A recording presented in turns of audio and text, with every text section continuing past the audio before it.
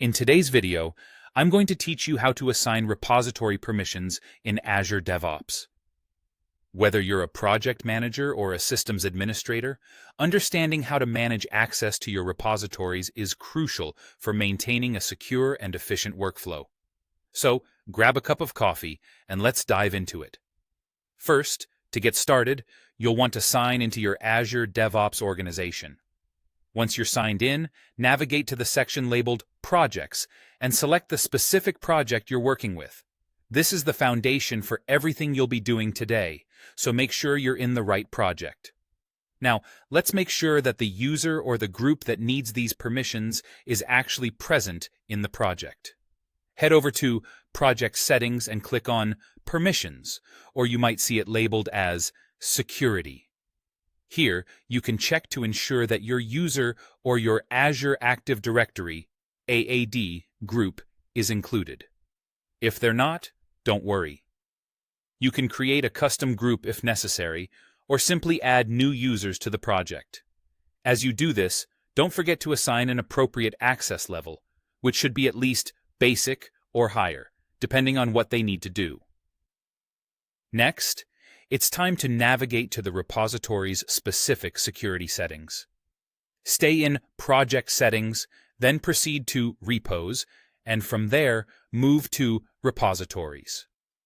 You'll select the particular repository you're looking to configure, and then click on Security for that repository. This is the heart of your permissions management, where all the magic happens.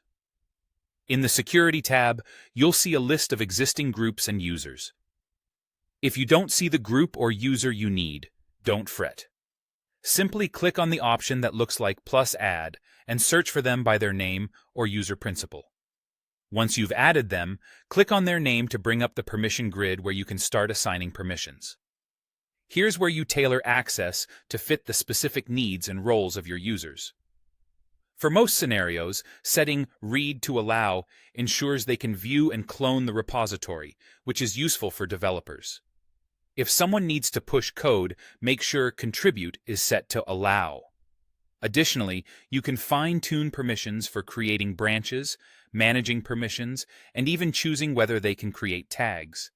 Now, if you need to add restrictions, such as preventing the deletion of repositories, you could set Delete Repository to Deny for certain groups.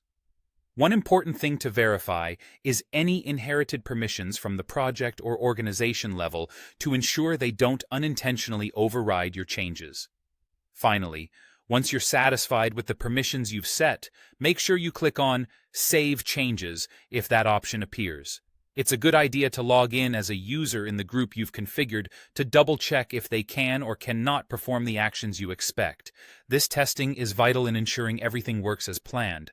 And there you have it, a straightforward process to assign repository permissions in Azure DevOps.